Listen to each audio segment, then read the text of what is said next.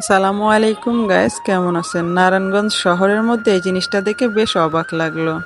মুসলিমদের কবরস্থান, খ্রিস্টানদের কবরস্থান এবং শ্মশানঘাট একই জায়গায়, শুধু পাশাপাশি একটা করে প্রাচীর দেওয়া আছে।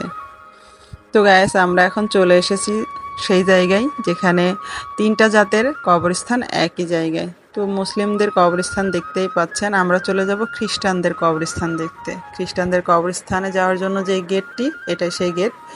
পাশেই রয়েছে কবরস্থান। তো এই যে দেখতে পাচ্ছেন কবরস্থান, অল্প কিছু কবর রয়েছে এখানে। পাশেই রয়েছে শ্মশান ঘাট। তো আমরা এবার চলে যাব শ্মশান ঘাটের দিকে। এটা হচ্ছে শ্মশান ঘাটের গেট। আর যে এই ছোট ছোট মন্দিরের মতো দেখতে পাচ্ছেন, এগুলো হচ্ছে নানা রকম ঠাকুরের মন্দির। আর ভেতরে আছে শ্মশান ঘাট। তো গাইস, কেমন লাগলো আপনাদের কাছে ভিডিওটা? অবশ্যই কমেন্ট করবেন।